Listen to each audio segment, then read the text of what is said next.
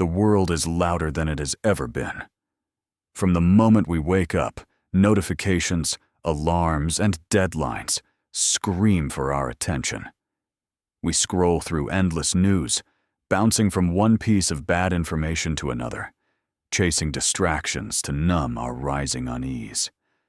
There is a collective undercurrent running through humanity now, one that pulses with a shared anxiety, a quiet panic that rarely makes it to the surface, but lives in our breath, our thoughts, and our relationships. In this whirlwind of modern life, it's easy to forget that the wisdom to calm our racing minds has always existed, not in the future, not in new technology, but in something ancient, timeless, still. Buddhism, born more than 2,500 years ago, offers not just religious ideas or philosophical insights, but practices, simple truths that cut through the noise. They were spoken under trees, passed through silence, lived in caves and monasteries. And now, strangely, they echo even more clearly in our digital age. This is not a lecture. This is a soft place to land, a space to breathe, a remembering. Let me share with you 5 ancient truths from Buddhism truths that have carried millions through storms of suffering, and that still, even now, offer profound healing for the modern anxiety that touches us all. Let us begin together, not with answers, but with presence. There was once a prince, young and full of questions. He had everything, the luxury of a royal life, the endless feasts, the entertainments, the admiration. But inside him lived a shadow. Every evening, as the palace lights dimmed and silence settled in, that shadow would rise. A restlessness, a silent ache. He didn't have a name for it, but we would call it anxiety. One day, in the royal garden, he came across a small bird, fluttering helplessly in a golden cage. The prince watched, mesmerized. The bird wasn't sick, it wasn't hurt. It was simply trapped, and it knew it. He sat there for hours, observing the creature's frantic wings, the panic in its eyes, and suddenly, he understood. That bird was his own mind. That night, he wandered beyond the palace walls. He walked deep into the forest and found an old monk meditating beneath a tree. The prince fell to his knees and said, "I have everything, yet I cannot rest. My heart feels like a bird beating against its ribs." The monk opened his eyes, calm as a still lake, and replied, "The bird is not broken, it is only caged. Let me show you the door." And with that, he began to share the ancient truths that had liberated him from fear. Truths that, when lived, dissolve the bars of the invisible cages we carry. Tonight, I will share those truths with you. The first truth is perhaps the simplest and the hardest to live. Everything changes.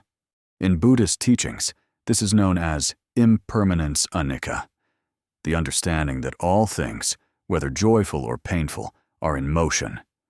Nothing stays the same, not even our suffering. But when we are in the grip of anxiety, we forget.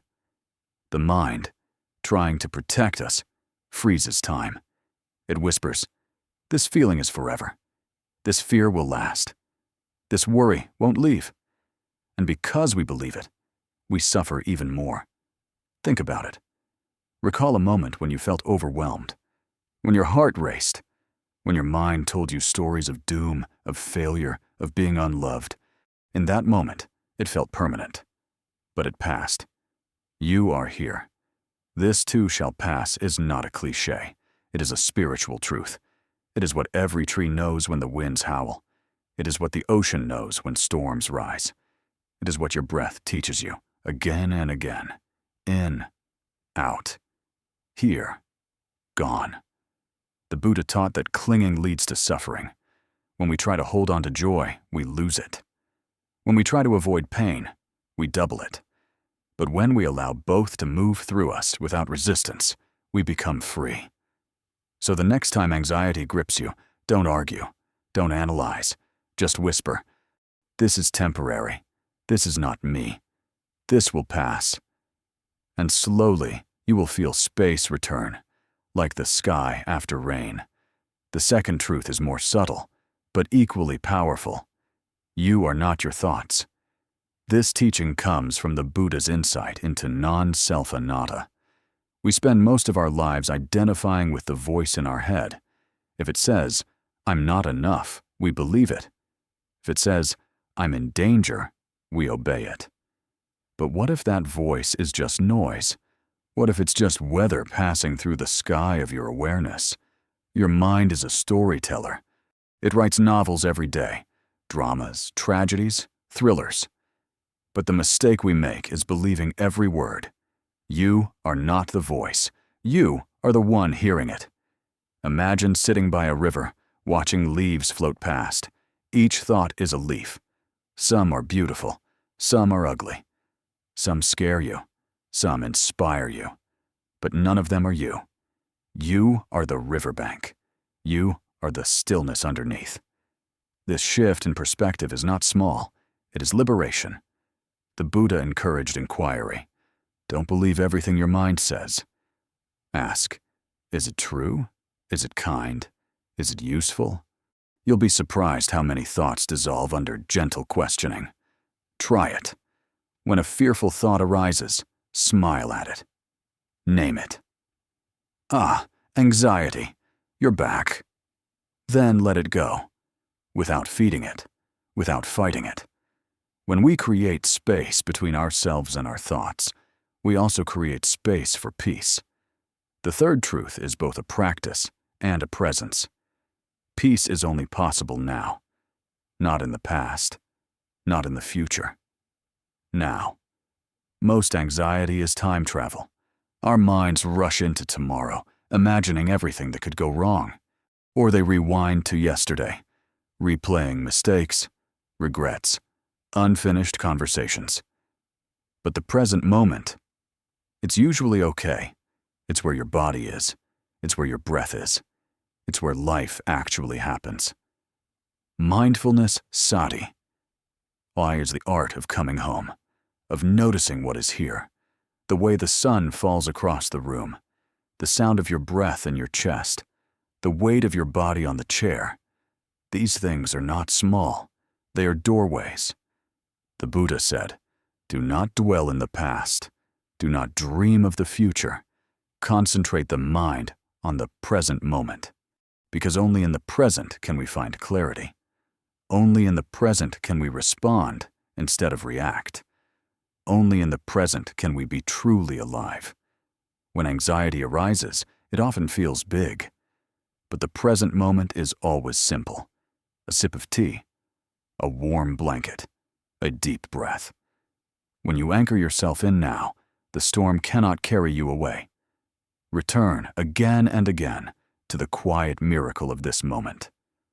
The fourth truth is not about control. It is about compassion. Anxiety thrives in harshness, in judgment, in the belief that we must fix ourselves, be stronger, be perfect. But what anxiety really needs is a friend, a gentle voice that says, "It's okay to be scared. It's okay to not know." The Buddha spoke often of compassion karuna, not as pity, but as presence, as a warm embrace in the face of suffering. And here's the secret. That compassion must begin with you. Most of us speak to ourselves in ways we would never speak to a loved one. We criticize, we belittle, we push ourselves to exhaustion. But healing begins when we pause and say, "I see your pain. I'm here with you. You're doing your best." Self-compassion is not indulgence. It is medicine. It is courage. It is the beginning of every meaningful transformation. So when your chest tightens, when your thoughts race, when your palms sweat, don't fight. Don't fix. Just breathe. Hold yourself like a child who's crying. Not to silence them, but to let them know they're not alone. The more you practice kindness with yourself, the more anxiety loses its grip, because love dissolves fear. The fifth truth is the middle way. The Buddha discovered it after living in extremes. First, he indulged in every pleasure. Then, he denied himself every comfort. But neither path brought him peace. It was only when he stopped swinging between opposites that he found stillness. In our world, we are trained in extremes. Hustle culture tells us to grind without rest. Wellness culture tells us to chase perfect self-care. Neither is balance. Both are pressure. The middle way is the wisdom of enough. Not too much, not too little. Just this. It asks, can you honor your needs without overindulging them? Can you care for others without abandoning yourself? Can you strive without obsession? Balance is not a static point. It is a dance, a listening. Some days you will do more. Some days you will rest. Both are holy. When we embrace the middle way, anxiety fades, because we are no longer pulled by extremes. We walk gently, intentionally, with presence. The Buddha walked the middle way to enlightenment. Perhaps so can we. And now we arrive at the final breath of this journey. Maybe one of these truths spoke to you. Maybe all of them did. Or maybe they planted seeds that will bloom later, in a quiet moment. You don't need to remember every word. Just remember the feeling, the stillness that touched you, the breath that softened, the thought that passed without your permission. These truths are not mine. They are yours. They have always been within you, waiting for your attention. So when anxiety knocks again, and it will, welcome it like a visitor. Offer it tea. Sit with it. Listen. Then gently show it the door, because you have something greater within you. Not control, not perfection, but awareness, compassion, presence. And those things? They heal. They liberate. They last. If this message met you where you needed it, I invite you to carry it with you. Share it with someone whose heart is tired. Leave a comment if one truth opened something inside you. Subscribe if you wish to keep walking this path of gentle wisdom with us. No pressure, no expectation, just presence. You are not broken. You are becoming, and you are already whole. Thank you for listening. Thank you for being here. Breathe in, breathe out. You are enough.